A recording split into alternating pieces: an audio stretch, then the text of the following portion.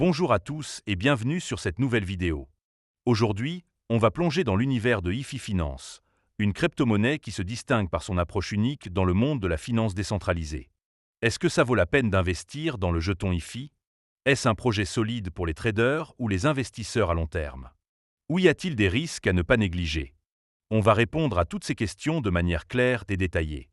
Pour bien structurer notre analyse, on va commencer par explorer d'où vient IFI Finance, son histoire et son rôle dans l'écosystème crypto. Ensuite, on passera en revue les avantages d'investir dans la crypto-monnaie IFI avant d'examiner honnêtement ses inconvénients. Enfin, on terminera avec une conclusion et une note sur 10 pour vous donner mon avis global.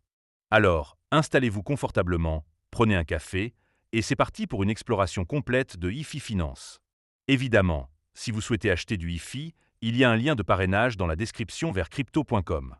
Ce lien vous permettra de vous inscrire et de recevoir un cadeau de bienvenue. Mais avant de commencer, petit disclaimer important. Les informations partagées dans cette vidéo sont fournies à titre purement informatif et ne constituent en aucun cas un conseil financier. Je vous encourage vivement à vérifier chaque détail et faire vos propres recherches en complément de cette vidéo. Commençons tout de suite avec la première partie. D'où vient cette crypto-monnaie? IFI Finance, initialement connu sous le nom de Mainframe, est un protocole de prêt décentralisé construit sur la blockchain Ethereum. Fondé en 2017 par Mick Hagen, un entrepreneur technologique et investisseur précoce dans la blockchain, le projet a d'abord exploré des solutions de communication décentralisées pour le Web3 avant de pivoter vers la DeFi en 2020, adoptant alors le nom IFI Finance. Ce changement a marqué une nouvelle direction, avec pour objectif de révolutionner le prêt et l'emprunt de crypto-monnaies en introduisant des taux d'intérêt fixes, une rareté dans l'espace de la finance décentralisée où les taux variables dominent. Le jeton IFI, un token ERC20, est au cœur du protocole. Avec une offre circulante d'environ 141,8 millions de jetons et une capitalisation boursière d'environ 31,7 millions de dollars à un prix actuel de 0,22 $, IFI sert à plusieurs usages. Il permet aux détenteurs de participer à la gouvernance du protocole en votant sur des paramètres comme les types de collatéraux acceptés, les actifs cibles ou les modèles économiques. Les utilisateurs peuvent également fournir des liquidités au pool du protocole pour gagner des récompenses. IFI utilise un modèle d'automated market maker, ou AMM, où les taux d'intérêt sont fixés par l'offre et la demande, mais restent stables pour les emprunteurs et les prêteurs, offrant une prévisibilité rare dans la DeFi. Le protocole a évolué pour inclure des fonctionnalités comme l'emprunt contre des NFT et des actifs tokenisés, avec des plans pour intégrer davantage d'innovations comme le prêt contre des actifs du monde réel. Depuis son lancement, IFI a attiré l'attention pour son approche transparente et son ambition de devenir une alternative crédible au système bancaire traditionnel. Voilà pour le contexte, on comprend mieux d'où vient IFI Finance et pourquoi il intrigue dans l'écosystème crypto. Passons maintenant à la deuxième partie. Quels sont les avantages d'investir dans la crypto-monnaie IFI? Le premier bon point, c'est la prévisibilité des taux d'intérêt fixes. Contrairement à la plupart des protocoles de DeFi, qui utilisent des taux variables fluctuants avec le marché, IFI propose des taux fixes pour les prêts et les emprunts. Cela signifie que les emprunteurs savent exactement combien ils devront rembourser et les prêteurs savent précisément combien ils gagneront. Cette stabilité est un atout majeur pour les traders et les investisseurs qui cherchent à planifier leurs finances sans craindre des hausses soudaines des coûts d'emprunt, rendant IFI particulièrement attrayant dans un marché crypto-volatile. Le deuxième avantage, c'est l'innovation dans l'emprunt contre des actifs variés. IFI permet aux utilisateurs de déposer des crypto-monnaies comme l'ETH ou le Wrapped Bitcoin comme collatéral pour emprunter des stablecoins comme l'USDC. De plus, le protocole explore l'utilisation des NFT comme collatéral, une fonctionnalité encore rare dans la DeFi. Cette diversification des actifs acceptés élargit les cas d'usage du protocole, attirant à la fois les collectionneurs de NFT et les traders cherchant à accéder à la liquidité sans vendre leurs actifs. Cette approche visionnaire pourrait stimuler la demande pour IFI à mesure que le marché des NFT continue de croître. Le troisième point positif, c'est la gouvernance communautaire. Les détenteurs de IFI ont un pouvoir réel sur l'avenir du protocole grâce à un système de vote décentralisé. Ils peuvent décider des types de collatéraux acceptés, des paramètres de risque ou même des mises à jour du protocole. Cette transparence et cet engagement communautaire renforcent la confiance des utilisateurs, un facteur clé pour la durabilité d'un projet crypto. De plus, le forum communautaire et la plateforme Snapshow permettent aux détenteurs de IFI de participer activement aux discussions, ce qui favorise un sentiment d'appartenance. Le quatrième avantage, c'est la présence sur des exchanges majeurs.